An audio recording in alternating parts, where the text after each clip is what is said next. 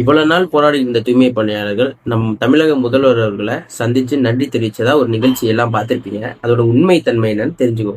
இப்ப நிறைய தூய்மை பணியாளர்கள் முதலமைச்சர் போய் நேரடியாக சந்திச்சு நன்றி எல்லாம் தெரிவிச்சு வந்துருக்காங்க சிறப்பு திட்டங்களுக்கு.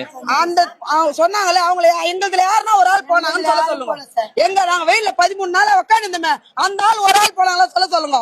புதுசா அவங்களா ரெடி பண்ணி வச்சுட்டு அது ஒரு கதையா எங்களுக்கு சொல்லு. கான்ட்ராக்ட் எடுத்தவங்கள ஆரஞ்சு கலர் சட்டை கொடுத்தாங்க. இப்ப எங்க யூனிஃபார்மையா அவங்களுக்கு கொடுத்துட்டு நாங்க வேலை செய்யறோம்னு எதுக்கு சொல்லணும் சொல்லுங்க.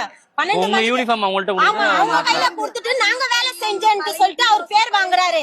ஆனா எங்களுதுல மக்களுங்களே யாருமே போல. அவங்களுக்கு அந்த யூனிஃபார்ம் இப்ப ராம்கின் தானே கொடுத்தாங்க. அந்த யூனிஃபார்ம் கொடுக்க வேண்டியது தானே. இந்த யூனிஃபார்ம் கொடுத்துட்டு ஏன் எங்க பேரை இது பண்றாரு?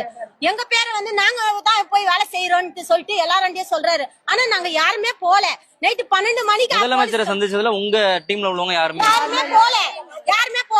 1953 பேர் இருக்காங்க. காலையிலேயே ஒரு வீடியோ ஊடகத்துல வந்தது. அந்த வீடியோல இருக்காங்க பாத்தீங்க எல்லாம் இப்ப வேலைக்கு சேர்ந்தவங்க. ராம்கி யூனிஃபார்ம், எங்க தொழிலாளி யூனிஃபார்ம் புது செட்டு எல்லாம் டிவிஷன் ஆபீஸ்ல இருக்கு, கவுன்சிலர் ஆபீஸ்ல இருக்கு. அவங்க மூலியமா தான் இந்த யூனிஃபார்ம் எல்லாம் கொடுத்தாங்க. பழைய யூனிஃபார்ம் எங்களுக்கு.